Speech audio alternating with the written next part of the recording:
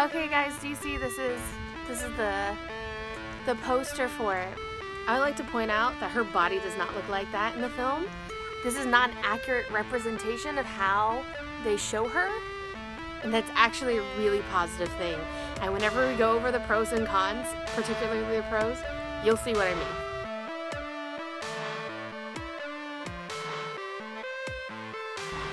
Hey guys, it's Sophia with Kamikaze Kiwi, and with me always is Booth Babe and Ninja Tony. Hi. And we just saw Ghost in a Shell. In which show? In the Shell. Oh, that show.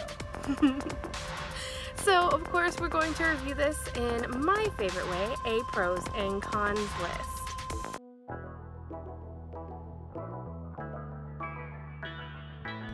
Okay, so pros. The very first thing, this movie is beautiful. Yeah, it's very visually appealing. Yeah, it is ridiculously pretty. The CGI is fantastic. The special effects are fantastic.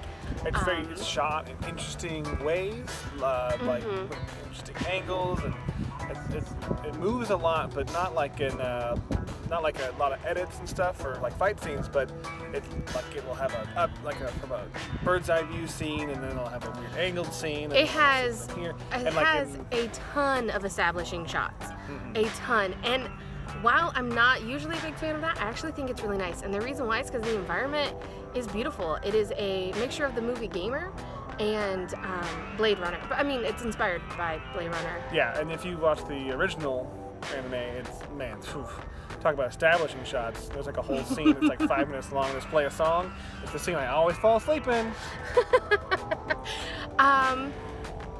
Another pro, and we might get some stuff for this, some crap. Should I leave? We didn't mind the whitewashing. Now, let's explain that. Let's qualify this. Let's qualify this. First off, I don't ever consider the major Japanese. Like, even in the anime, even in the film, even in the series, she's a robot. And there are a lot of things about her in particular that are not Japanese, and she even talks about it with her Japanese co-workers about how she's not like them in a way. So that is why I'm not super offended. The next part of that though is that anyone who is a cyborg or a robot, they are not Japanese. But if they are just a person from the area, they are. At least they are Asian-ish. That sounds terrible, but they definitely look like they are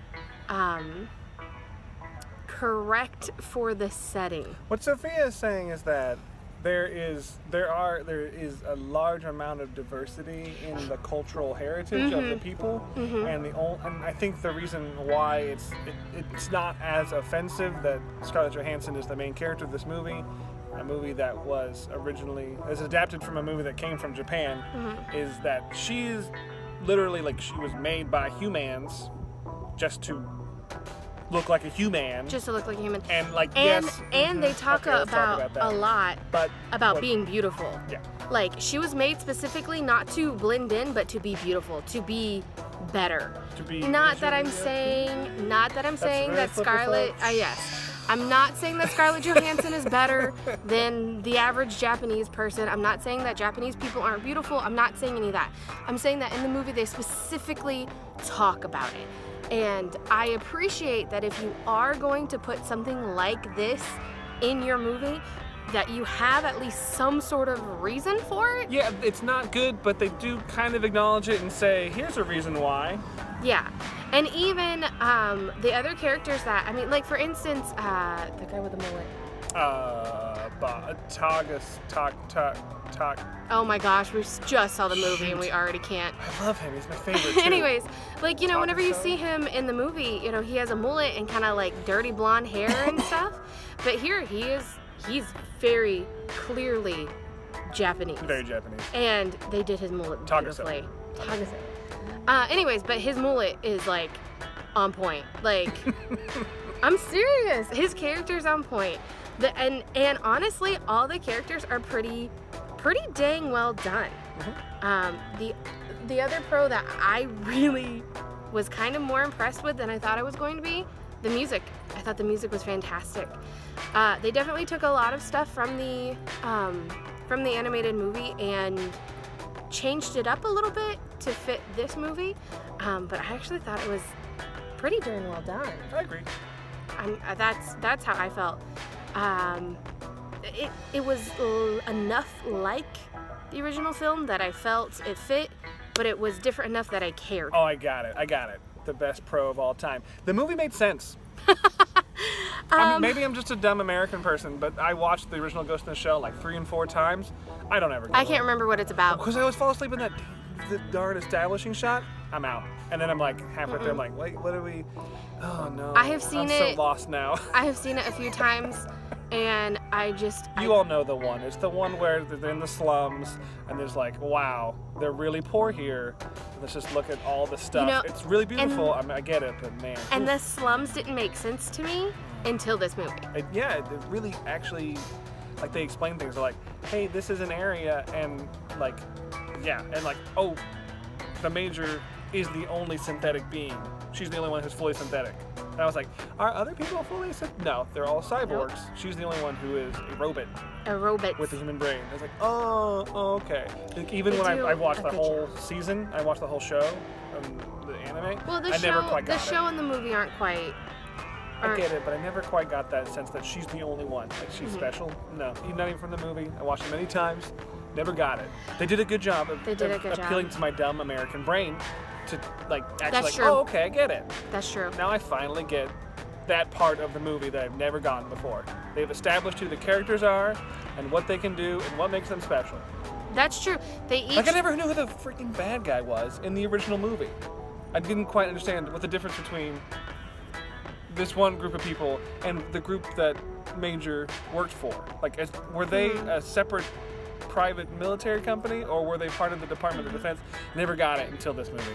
Again, I watched the whole show. I'm like, I never quite really understood what their place was, and I think that's part of it because it is in a alien-ish world to us, where it's the future and like this weird cyber police state. Yeah, it needs to be different enough but familiar enough, and they did a good job with that. I will also say that Sorry, I hijacked the show for a little bit. You did. It's okay. I will also say that the themes that they talked about in this movie are pretty on point for this exact moment in time. Now, it is a little bit different than the movie. The original movie. It is a little bit different. I would say that some of the biggest themes here, the first thing, of course, was what are memories? This idea of like government corruption and conspiracy theories and all that kind of takes a backseat to like what are memories and what makes humans valuable. It's a little bit more of an American sci-fi film. A little bit, but the other thing that they hit on that the original movie doesn't talk about really at all, they hit hard on the concept of consent. And I was really surprised by that, and I actually thought it was kind of good. Like, I really, really did. I was... it drew a good contrast. It did. It drew a good contrast. It made the idea of, like, humans versus robotic a lot better. The idea that she is the only one, because robots can't give consent, but she can. And it's very, very interesting. And at one point, there's a very pivotal part of the movie that talks specifically about consent, and you feel it because they've been talking about it the whole time up to it, and you didn't realize it. Like, it was just something that had to be done, but then it's important. They did it like 3 times before, and that made it important, and then they changed it, and you're like, oh no! One last pro. I know this is going long here. One last pro. I was very afraid that this movie would be like, it would be like the Major is really great, but she has to have a man save her. And there's a point where the movie's like, guess what? This is what the movie's gonna be. And I appreciate that the movie made it so that she was very capable of protecting herself. She didn't need a man to save her. Not like a weird, like, woman empowering, like, trying too hard kind of a way, where it was like just that she's capable. Just that she is. It's like, it was so unremarkable that they didn't have to remark on it. They just did it because that's who she is. And that might have been your last pro, but this is my last pro. her body is not feminine. There are times where, yes, she's very clearly like a girl, like she has breasts and things like that, but whenever she's rocking out, her synthetic body bulks up. Oh yeah. It is not traditional, it is not feminine, it is not sexy. And for how many times they had the opportunity to put Hollywood sexy in here, they didn't take it. And I was a little impressed by that. Okay, listen, we just got last week with titty plates on Power Rangers, so I was super excited that her body was that of like a freaking bodybuilder, or I don't know, cyber enhanced muscle woman. Okay, she still had boobs, but they didn't give her titty plates. Okay, she's all the same color, actually. I have to cough.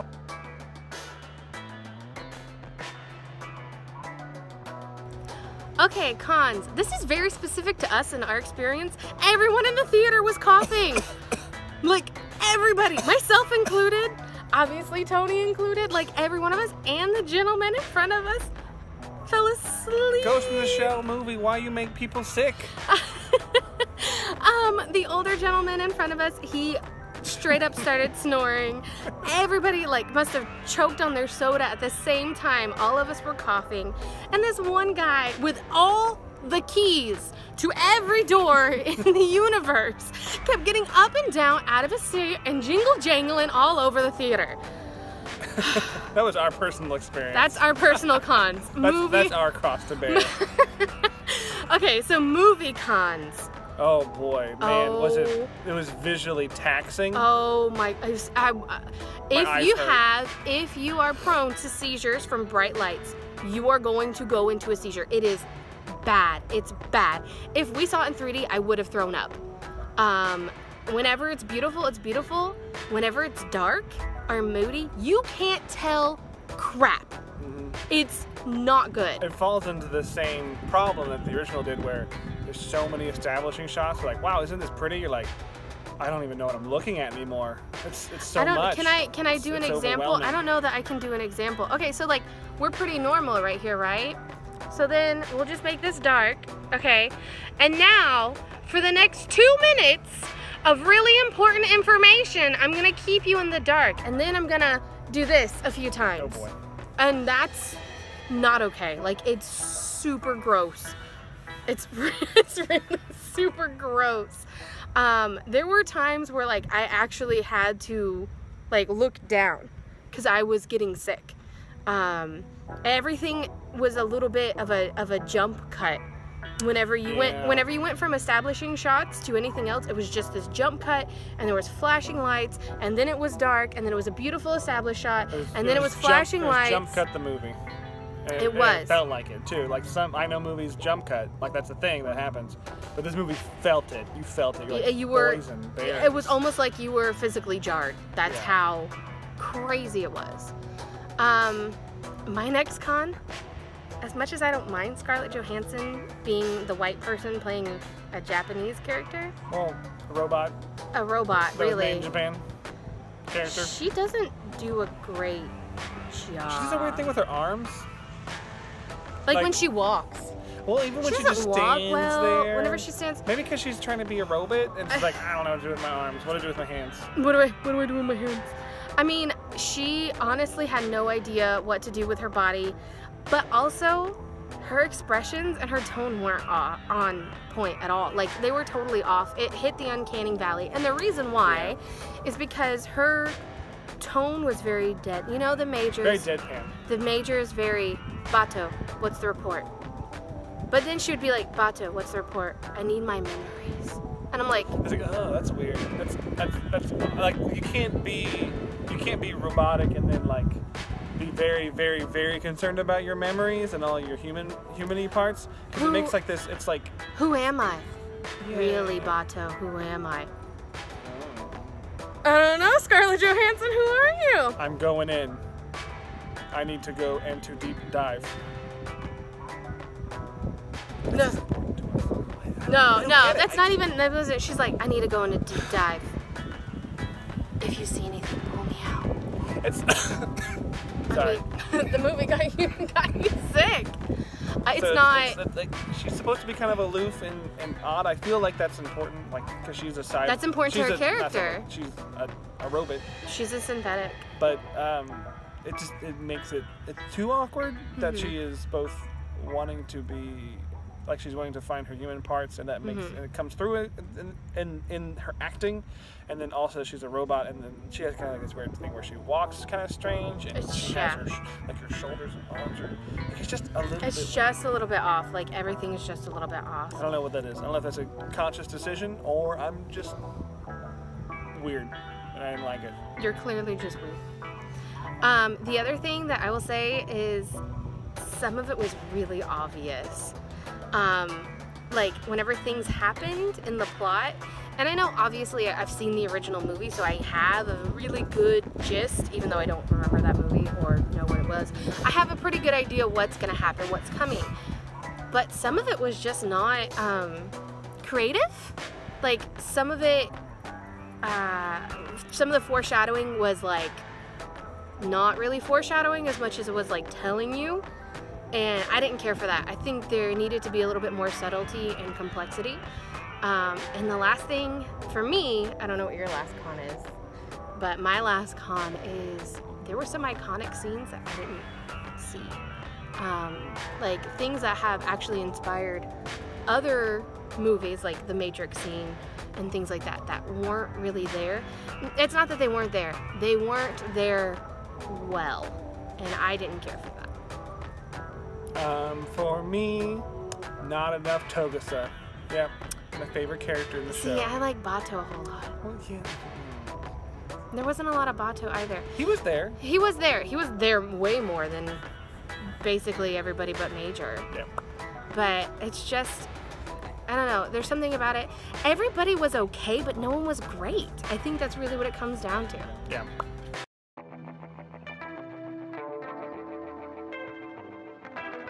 Okay guys, this is the real important part, the quick questions. I wish I was a better editor. I would like fake mind calm this back and forth, but I'm a terrible editor. And by a terrible editor, I mean I don't edit at all. All right, fast questions. Boom. Origin story, yes or no? Yes, I think. Yes. Yeah, actually. No one knows. No one knows what happened in the first movie. Okay, we remember the scenes, but no one knows what happens in the movie. Let's put it this way. Of all the remakes that we have recently seen, it was the closest to Origins that I think we've seen since, like, last summer's blockbusters, personally. Okay. What do you think? You don't know. I don't know. You don't remember it at all. All right. Music, yes or no? Yes. Music, yes. Sound, no. The sound was unappealing and unintriguing to me. I wanted better thunks. I wanted better clanks. I wanted better gunshots. I thought the gunshots were very good. The only time I liked the gunshots was a part that I can't talk about because spoilers. The commander is cool. Anyways, love story, yes or no? Yes. Yes. There wasn't one. There wasn't one. Which is how it should be. They did a great job. The Major is not capable of love right now. Okay, guys? They left love story out. They didn't let Hollywood spoil it. I was very, very surprised. Holly weird, right? We just had this discussion last video. It's not Holly weird. We don't call it Holly weird. Don't listen to him. Do pros outweigh the cons? You know, we spent a lot of time on pros, but I don't know. I don't think they do. No. It's the cons are too great. In the way that, and I think it comes down to what Sophia said after her last con. The way that Power Rangers is about characters and not about giant robots fighting, really. Ghost in the Shell is about weird robots fighting and not about really building the characters. Or maybe it's been done too many times, and so it just feels worn out. I'm tired. I think that the problem is... But at least I could understand what was happening. That's true. I think with this, the problem is that Ghost in the Shell was such an art form in its original animated movie. Yeah, it was iconic. It's such an icon. You're not going to be able to repeat it. You're not. You're never going to live up to those expectations, especially for fans. Especially as an adaptation. Especially as an adaptation, and with everything that could possibly go wrong. Was it visually stunning? Yes. Was it a better story? I mean, it's the same story told a different way, but the thing is... Maybe. I mean, it could be the same story, or it could be a whole new story. Who knows? Here's the thing. Nobody knows. Ghost in the Shell, the animated movie, wasn't about the story anyways.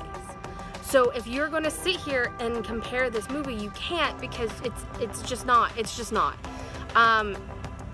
I do not think the cons outweigh the pros. So this would usually lead to our next question of enough to see in theaters? I say no.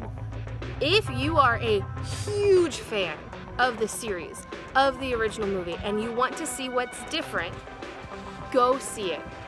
If you're a person who doesn't know what happened in the original movie, you'd like to know what happened in the see it during matinee. Go see the movie. If you are expecting some sort of magical, mystical, wonderful retelling with live action people, you're not gonna get it, and you shouldn't expect it. I went into the theater with no expectations. I didn't look anything up. I didn't look up any reviews. I purposely kept myself as like unbiased as possible, and I still wasn't super impressed. However, I would have seen it anyways because I am a huge fan of the anime. This, of course, would normally lead to watch it a second time. Absolutely not. Not in theaters. I think it actually would probably be more fun to have it on video and be able to compare the differences slowly. Oh yeah, do them side by side. Do them side by side, or a marathon and watch one and then the other. And then put them on silent and put Pink Floyd Dark Side of the Moon and see if they line up. See if it lines up. You know, all those things. The things that you normally do as an anime watcher, you Holly weirdo. What? They're Holly. I'm not Holly. He's the weirdo. I am not Holly weirdo.